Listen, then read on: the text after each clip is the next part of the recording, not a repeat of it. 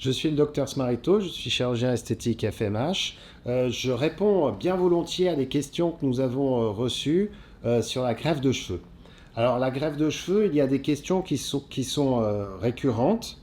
Nous avons beaucoup de questions sur l'âge, sur combien de greffons faut-il réaliser, combien de greffes de cheveux anticipées, quelles zones on peut greffer. On a aussi des questions par rapport aux femmes et des questions aussi sur le sourcil et la barbe. Alors voilà, la greffe de cheveux, c'est un monde. C'est pas juste parler de la technique de prélèvement comme on peut voir sur les sites internet où on ne parle que des techniques soit de petits trous, soit de bandelettes. C'est beaucoup plus sophistiqué que ça. Alors pour répondre à la première question qui est fréquente, quel est le meilleur âge pour faire la greffe de cheveux? En fait, il n'y a pas de limite d'âge. Euh, Plus on est âgé, en fait, plus on a une espèce de stabilité sur la chute et donc on peut analyser le cuir chevelu et on va pouvoir modéliser de manière plus facile le nombre de greffes dont on aura besoin dans une vie. Il est clair que quelqu'un qui a 25 ans perd les golfes aura probablement besoin d'une autre greffe pour la zone centrale ou pour la tonsure. Donc l'âge, en fait, on peut opérer à 25 ans, à 30 ans, à 50 ans. 50 ans, il y a une stabilité, donc la stratégie est plus claire. Chez les patients jeunes, il faut anticiper le fait que probablement si on fait une greffe chez un patient jeune, eh bien, il faudra en faire d'autres dans sa vie. Donc ça a une conséquence, c'est que chez le jeune, il faut absolument préserver le capital de cheveux et ne pas gaspiller des cheveux. D'ailleurs, chez le jeune, souvent, les médecins conseillent d'utiliser les produits médicaux. Je ne citerai pas le nom ici parce que c'est des produits et donc Swissmedic nous interdit d'en faire en quelque sorte la publicité, mais c'est possible. Après, ils ont beaucoup d'effets secondaires, notamment au niveau de la libido, et souvent les jeunes l'arrêtent pour passer à la greffe de cheveux. En pratique, ces médicaments sont assez intéressants, ils bloquent la chute, mais dans mes 20 ans d'expérience, j'ai constaté que le jour où on arrête, on a une chute massive comme si quelque part on rattrapait la ligne. Alors la question suivante, souvent récurrente, c'est en quelque sorte combien de sessions j'ai besoin, combien de cheveux je dois mettre. Euh, alors le nombre de cheveux va dépendre en fait de la zone à greffer. Les golfs, juste devant, une tonsure complète. Donc ça peut osciller de 500 cheveux pour vraiment une ligne d'implantation antérieure chez quelqu'un d'assez jeune qui a juste dégarni les golfs, jusqu'à 5000, 6000, 7000 cheveux pour une calvitie complète. Donc la plupart du temps, dans ma pratique, étant chirurgien, je fais des greffes de cheveux assez massives qui sont très rentables pour le patient parce que du coup, on a un apport majeur en greffons et en cheveux. Souvent, on est à 4500, 5000 cheveux par session. Il m'arrive parfois d'anticiper 2 sessions chez le patient. On ne fait pas comme certains pays à l'étranger où on enchaîne sur 2 jours. Ça n'est pas très logique, je vais vous expliquer pourquoi. Mais on peut différer de 6 mois à 1 an et faire un complément. En fait, on peut faire plusieurs sessions de greffe de cheveux dans une vie ou à court terme. Ça dépend du capital de départ de la zone de prélèvement. Justement, on a aussi des questions, en gros, mais comment ça marche? Ça a l'air un peu magique de transférer les cheveux. En fait, c'est assez simple. La zone de la couronne n'est pas hormonodépendante. Donc ces cheveux ne vont pas tomber et si on les déplace, c'est l'inventeur de la technologie ou plutôt de la théorie, c'est un japonais qui a pensé ça et étudié ça en laboratoire. En fait, si on les déplace, ils vont vivre comme si on les avait laissés en place, donc ils ne tomberont pas, ils deviennent autonomes. C'est pour ça qu'on parle de greffe.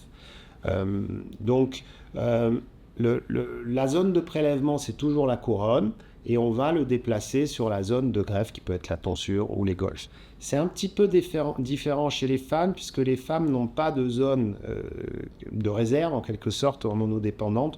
Tout le cuir chevelu fonctionne de la même manière. Donc, quand on a eu des questions sur la greffe de femme et puis nous on en fait, en fait, chez la femme, c'est plutôt déplacer un capital pour aller compenser une zone qui s'est clairsemée. Et puis chez les dames, il faut faire quand même très attention parce qu'il peut y avoir une composante hormonale ou médicale qu'il faut vraiment tester, explorer avant de transférer les cheveux puisque c'est juste renforcer une zone. Alors que chez l'homme, c'est vraiment déplacer d'une zone de stock vers une zone où on a perdu et ce sera beaucoup plus stable dans le temps et moins sensible à une maladie.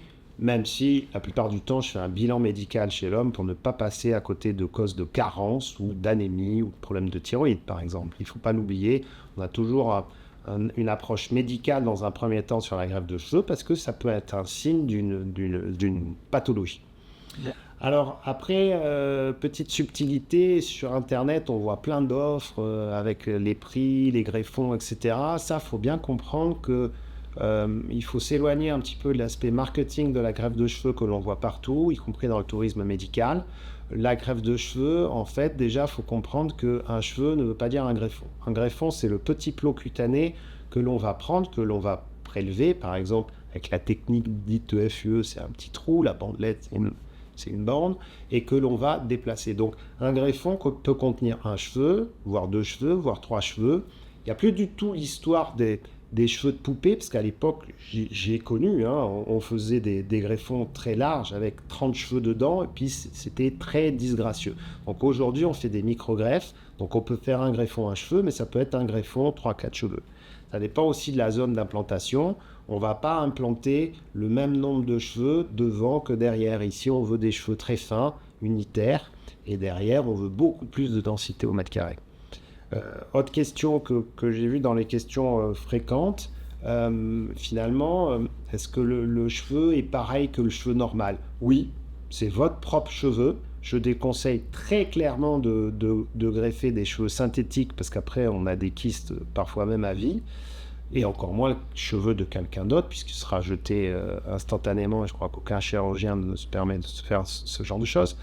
Mais donc on va greffer. Et la notion de greffon, comme je vous disais, est assez importante pour savoir où on en est, même pour les tarifs. Quelle zone on peut greffer?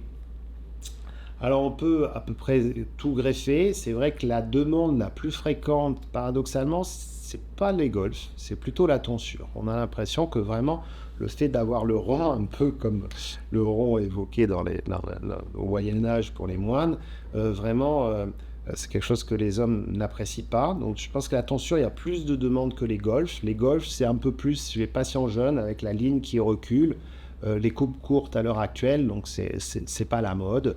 Donc ça, c'est des zones qui sont très souvent demandées, voire une greffe sur l'ensemble, à la quarantaine, à 50 ans, où on va répartir les cheveux sur l'ensemble de la chevelure. Point très important et souvent qu'il faut expliquer en consultation, les différentes méthodes de prélèvement. Les méthodes de prélèvement, donc dans la zone où on va prélever, moi, dans mon expérience, j'ai 3 manières de faire. Donc la FUE, qu'on appelle Saphir, mais ça c'est l'outil pour implanter, c'est une amélioration technique. La FUE, donc c'est les petits trous pour faire simple. Donc dans la zone de prélèvement, qui peut être ici ou étendue, on va venir faire des petits trous pour prélever les greffons. Donc elle a un grand avantage, elle est peu visible. C'est pour ça que ça a permis de développer aussi du tourisme médical avec cette technique. Elle a aussi un petit inconvénient, c'est que même si on est très doué au prélèvement, on abîme des bulbes. Donc chez un patient très jeune, si on a un fort besoin en greffon, il faut faire attention parce qu'on va perdre une partie des greffons parce qu'on ne sait jamais si le bulbe il est au milieu, à droite, sur le côté. Il y a des ordinateurs, il y a des robots qui coûtent extrêmement cher mais qui ne servent à ce stade strictement à rien parce qu'il y a le même nombre de gaspillage de greffons que par un opérateur entraîné. Donc la FUE, c'est des petits trous. Moi, j'attire l'attention sur le fait qu'elle s'est énormément développée sur le tourisme médical, dont je bénéficie, parce qu'il y a aussi des patients de l'étranger qui viennent par réputation se faire opérer chez moi. Mais la FUE, je dirais qu'il y a quand même une limite en greffon. Je vois quand même assez souvent des gens qui partent dans des pays à l'étranger et en 20 ans de carrière, je crois que j'ai vu à peu près tous les pays, le Maroc, la Tunisie, la Hongrie, l'île Maurice à un moment qui avait pignon sur rue. Actuellement, c'est plutôt la Turquie, mais il n'y a pas de savoir-faire supplémentaire par rapport à une clinique suisse ou un chirurgien suisse. Il y a juste peut-être des prix qui sont différents. Et encore, je vous invite à bien regarder les tarifs parce que des fois, on a des tarifs parfaitement identiques à des pays étrangers. Donc la FUE s'est développée pour ça. Elle est très intéressante, mais attention, si on dépasse 2000 trous derrière, si on a une densité intermédiaire, en fait, on va être clairsemé. C'est-à-dire que quelque part, on va prendre trop de cheveux derrière, trop de petits trous, et on va les greffer, bien sûr, ça c'est sympa pour l'aspect de la zone d'implantation, mais sur la zone de prélèvement, on peut être clairsemé. Et ça, on le voit souvent parce qu'il y a quand même des endroits où on pousse le nombre de greffons pour des raisons mercantiles. Et si on prend 3000 greffons sur la partie postérieure, certaines personnes n'ont plus assez de densité. C'est assez simple à modéliser. D'ailleurs, les gens sont assez tentés derrière de faire des tatouages. Et vu que nous, on fait du détatouage dans notre centre de Lausanne, le tatouage, c'est attirant, mais quand le pigment vire au bleu, c'est très disgracieux. Donc attention à ça, très attention au nombre de greffons prélevés, parce que trop, c'est trop. Ensuite, il y a la technique FUT, dite de bandelette. Ça, c'est une technique classique qui est réalisée par les chirurgiens depuis de nombreuses années, qui, contrairement à ce qu'on croit, n'est pas en perte de vitesse, puisqu'elle permet de prélever beaucoup de greffons et aussi de rattraper. S'il y a eu trop de prélèvements derrière et que ça n'a pas bien pris, on peut faire une petite bandelette pour remettre de la densité. En fait, la bandelette, l'intérêt, c'est qu'il n'y a pas de perte de densité au mètre carré, donc on peut pousser le nombre de greffons prélevés. La conséquence, c'est il faut un chirurgien et il y a une cicatrice qui tire les premiers mois. C'est assez sensible, mais ça a une belle performance. Alors moi, en fait, je ne fais plus de bandelette. Je fais ma technique MCE qui est dérivée de ça, mais c'est plus une bandelette. Il y a toujours les gens qui se posent la question si on laisse ouvert. Bien sûr que non, on referme. C'est une ligne. Moi, je fais une ligne très très fine, 1 millimètre, mais plus extensive. Donc je fais des micro-greffes chirurgicales extensives. L'intérêt, c'est qu'en une session, on peut amener énormément de cheveux, 5, 6 000, 7 000 cheveux en fonction de la densité, sans perdre de densité sur la partie postérieure.